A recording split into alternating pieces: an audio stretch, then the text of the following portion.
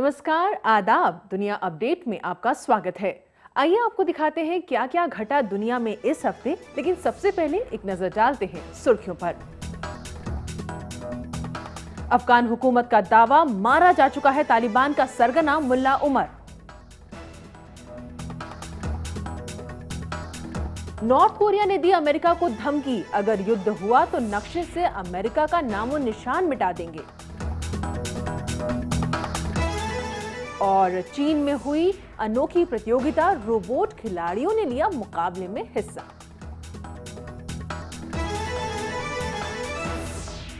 तालिबान का सरगना मुल्ला उमर मारा जा चुका है। ये दावा खुद अफगानिस्तान की हुकूमत ने किया है। हालांकि अफगान हुकूमत के मुताबिक मुल्ला उमर कोई आज या कल नहीं बल्कि 2 साल पहले मारा जा चुका है। कराची के एक अस्पताल में उसने आखिरी सांसें ली थी। इससे पहले भी कई बार मुल्ला उमर की मौत की खबरें आती रहती हैं, लेकिन हर बार ये झूठी साबित हुई।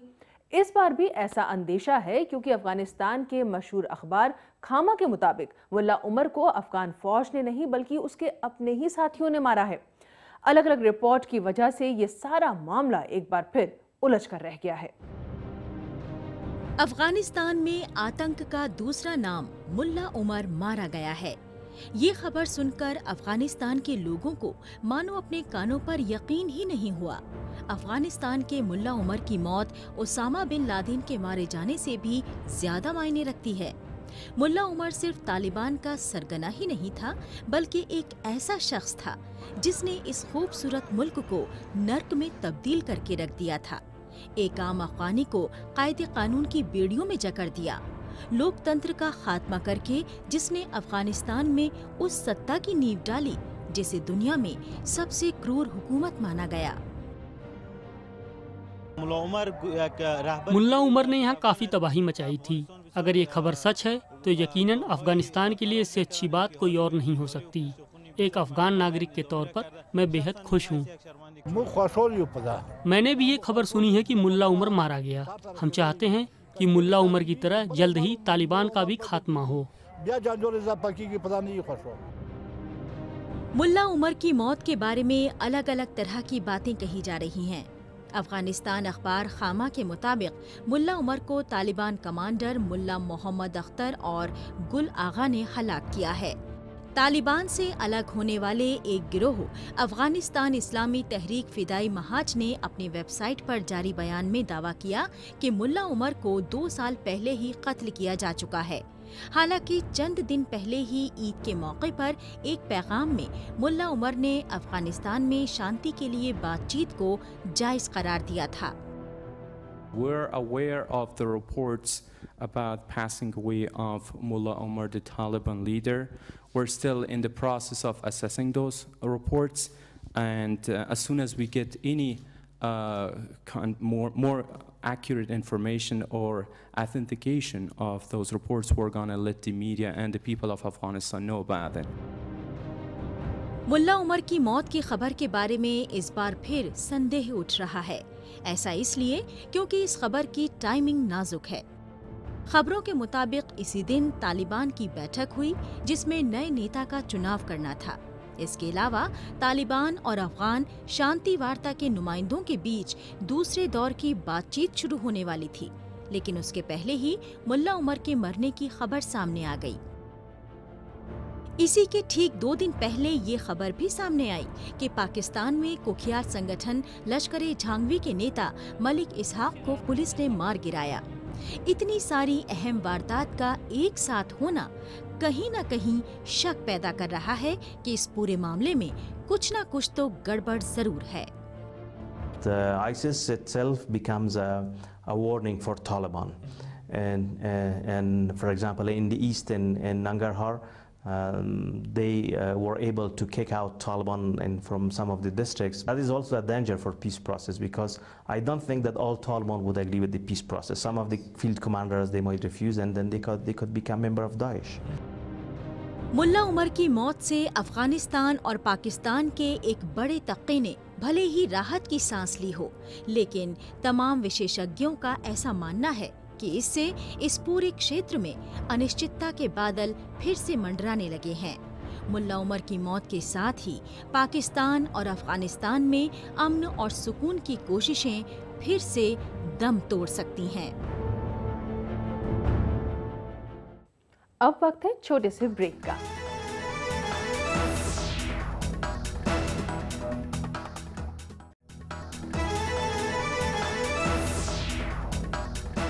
नॉर्थ कोरिया और अमेरिका के बीच तनातनी फिर शुरू हो गई है, जहां एक तरफ अमेरिका चाहता है कि नॉर्थ कोरिया भी ईरान की तरह अपने न्यूक्लियर प्रोग्राम बंद करे और बातचीत के जरिए सभी मसलों को सुलझाए, वहीं नॉर्थ कोरिया ने बेहद कड़ा रवैया अख्तियार करते हुए कहा है कि वो अमेरिका पर हमले के लिए तैयार है।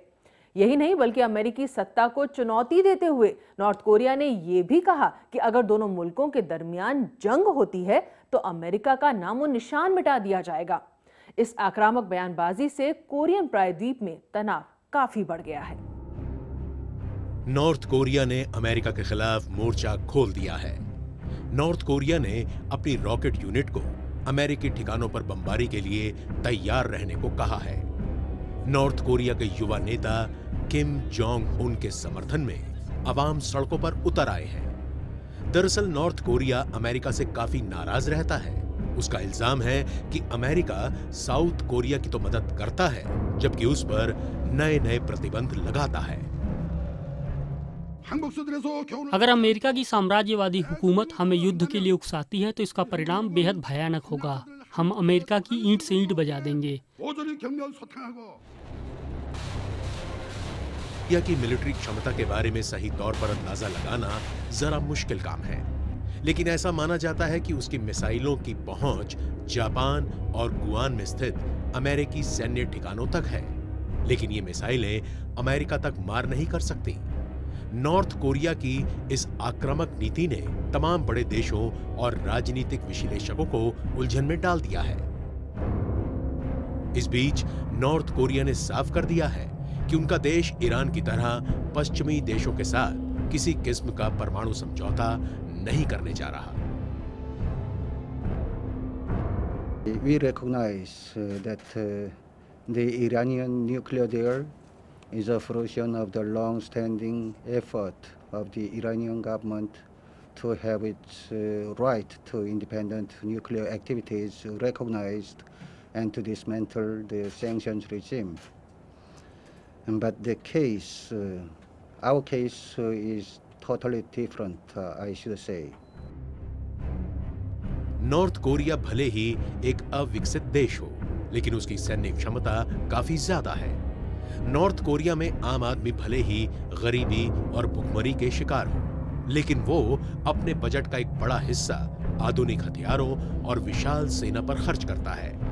नॉर्थ कोरिया की ताकत के मद्देनजर तमाम देश उससे सीधी लड़ाई से बचते और उसकी हरकतों को आम तौर पर नजरअंदाज करते आए हैं।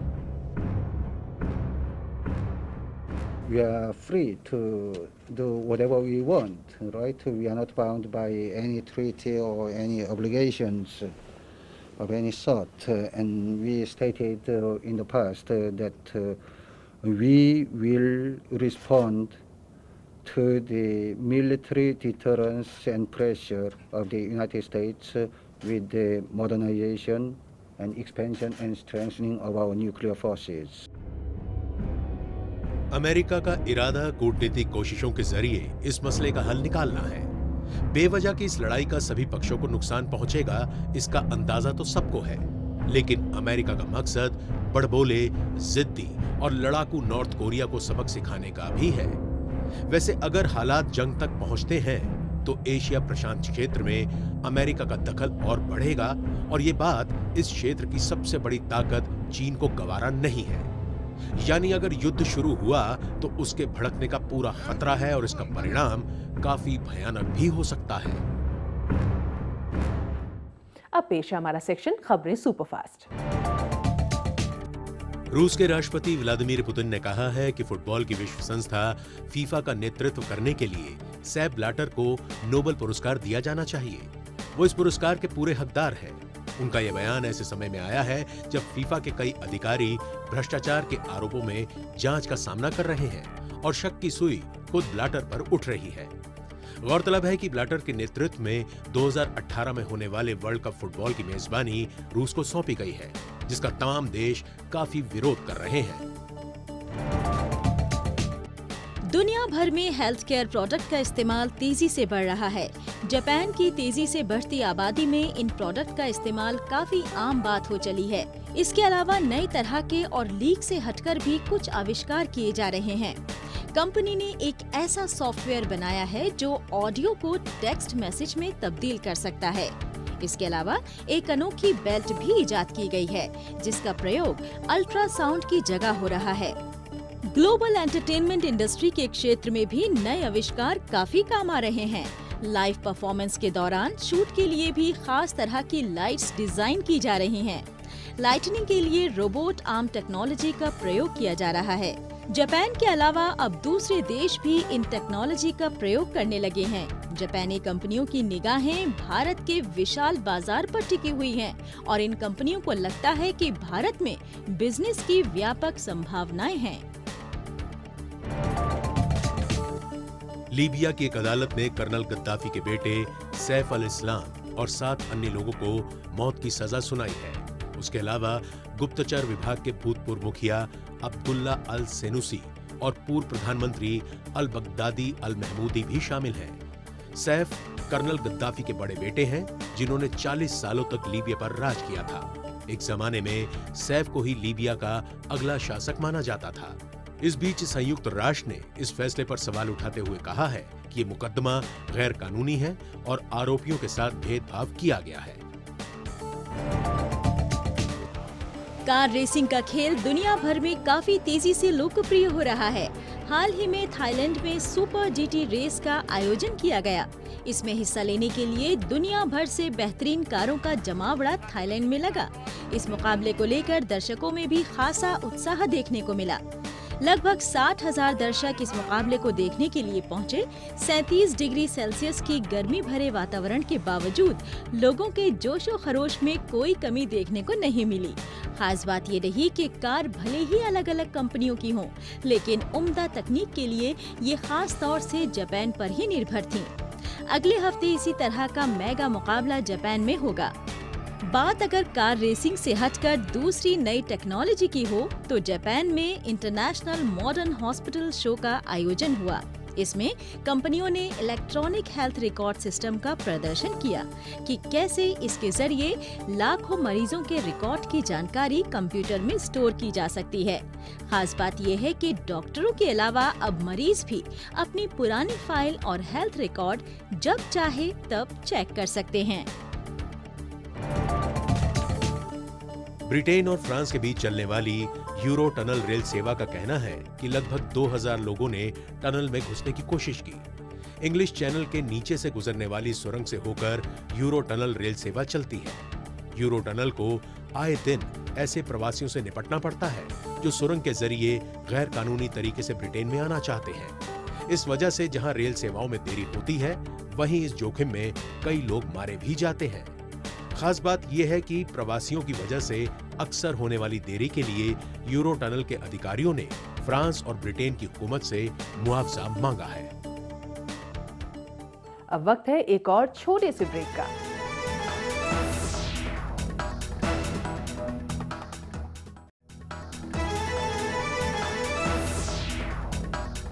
दुनिया में खेल कूद के तरह तरह के मुकाबले हैं, मसलन फुटबॉल, हॉकी, क्रिकेट वगैरह। अलग अलग देशों में खेलों को लेकर लोगों की पसंद भी अलग है। मसलन अमेरिका में लोगों को बास्केटबॉल पसंद है तो चीन में टेबल टेनिस। ऑस्ट्रेलिया वालों को क्रिकेट से लगाव है तो लैटिन अमेरिका के लोग सॉकर या कहीं की फुटबॉल के दीवाने हैं। ये तो हुई इंसानों की बात, लेकिन यदि हम ये कहें कि इंसानों के अलावा अब रोबोट्स ने भी खेलों की दुनिया की तरफ कदम बढ़ा दिए हैं तो आपको थोड़ा ताज्जुब जरूर होगा। अगर आपको अब भी यकीन नहीं आ रहा तो देखिए हमारी ये रिपोर्ट कि कैसे ये रोबोट जीत की जद्दोजहद में जुटे हैं। चीन के हैफी शहर में एक अनोखी प्रतियोगिता हुई। इसमें भाग लेने वाले कोई इंसान नहीं बल्कि रोबोट थे। इस मुकाबले का नाम था रोबो कप। इस मेगा कंपटीशन में भाग लेने के लिए 47 देशों की 300 टीमों ने हिस्सा लिया। रोबोट के बीच आयोजित होने वाला ये दुनिया का सबसे बड़ा मुकाबला है। हमें इस प्रतियोगिता का आयोजन करते हुए बहुत खुशी हो रही है। इस साल ये मुकाबला काफी बड़े पैमाने पर आयोजित हो रहा है। हमें उम्मीद है कि इन मुकाबलों के जरिए रोबोट टेक्नोलॉजी की तरफ लोगों का रुझान बढ़ेगा। यूँ तो इस प्रतियोगिता के दौरान कई मुकाबले हुए, लेकिन लोगों की सबसे ज्यादा दिलचस्पी रही फुटबॉल टूर्नामेंट में। फुटबॉल के मैदान में कोई रोबोट पेले बन रहा था तो कोई मैराडोना। इन नन्हे नन्हे रोबोट्स का उत्साह बढ़ाने के लिए तमाम समर्थक भी ग्राउंड पर मौजूद थे। हमें यहाँ आकर बहुत अच्छा लग रहा है। यहाँ हो रहे सभी मुकाबले बेहद दिलचस्प हैं। हम चाहते हैं कि इस तरह के मुकाबले हर साल चीन में हों। इस मुकाबले का मकसद रोबो टेक्नोलॉजी को बढ़ावा देना था। मुकाबले के दौरान चीनी वैज्ञानिकों ने दावा किया है कि 21वीं सदी की शुरुआत में इतने उम्दा रोबोट तैयार हो जाएंगे जो इंसानों को हरा सकें।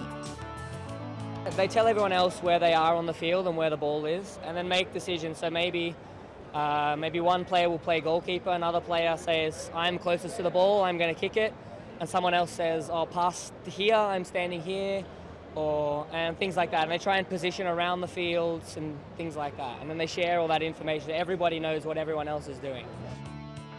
रोबोट्स के इस मुकाबले के अलावा किसी आपदा के वक्त रोबोट का उपयोग और इंसानी समाज में रोबोट की बढ़ती भागीदारी पर भी तमाम तरह के कंपटीशन आयोजित हुए। इन मुकाबलों में भी अलग अलग देशों के रोबोट ने हिस्सा लिया। इसके अलावा रोबोट विज्ञान में दिलचस्पी रखने वाले बहुत से स्टूडेंट्स भी यहाँ पहुँचे। वैसे जिस तेजी से ये रोबोट कमाल दिखा रहे हैं, उससे लगता है कि आने वाले दिनों में एक से बढ़कर एक बेमिसाल रोबोट देखने को मिल जाएंगे। और अब आ रही है हमारे सेक्शन ग्लैमर अपडेट की।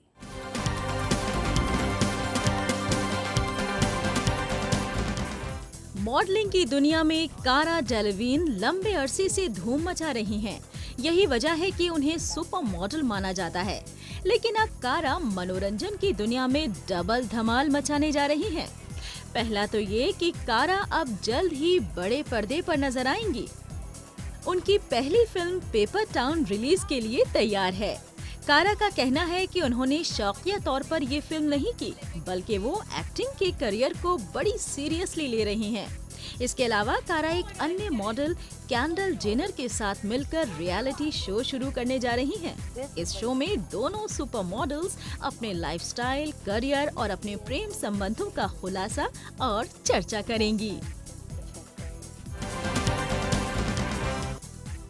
जॉनी डेप और उनकी पत्नी अम्बर हर्ड आजकल सुर्खियों में छाए हुए हैं। दरअसल इन दोनों को एक मामला तब भारी पड़ा जब डेप के पालतू कुत्तों को बिना इजाजत ऑस्ट्रेलिया ले जाने और कानून तोड़ने की खबर मीडिया में आई। इस मामले में खास तौर पर जॉनी डेप की 29 वर्षीय पत्नी गैर कानूनी रूप से पालतू पशुओं को ऑस्ट्रेलिया ले जाने और गलत दस्तावेज पेश करने के एवज में फंसती नजर आ रही है। अगर अम्बर हर्ड दोषी साबित होती हैं तो उन पर $10,000 का जुर्माना या फिर 10 साल जेल की सजा हो सकती है। J.K. रोलिंग के मशहूर किरदार हैरी पॉटर की फिल्मों का जादू पूरी दुनिया के सर चढ़कर बोलता है। पहले हैरी पॉटर सीरीज की किताबें सुपरहिट साबित हुईं और फिर उस पर बनी फिल्में।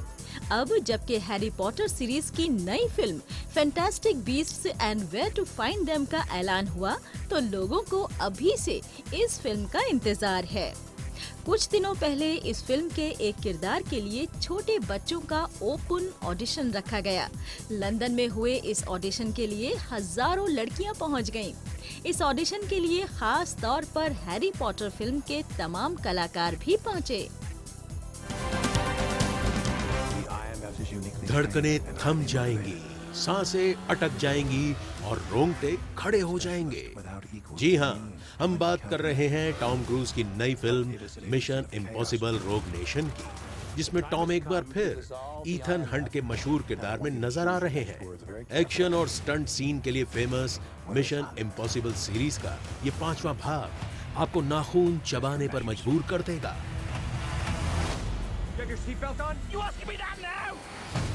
53 साल की उम्र के बावजूद टॉम को इस फिल्म में अंडर वाटर शूट में अपनी जिंदगी से खेलते दिखाया गया है। जनाब, अब ज्यादा नहीं बताएंगे। इससे ज्यादा जानने के लिए आपको जाना होगा मूवी देखने।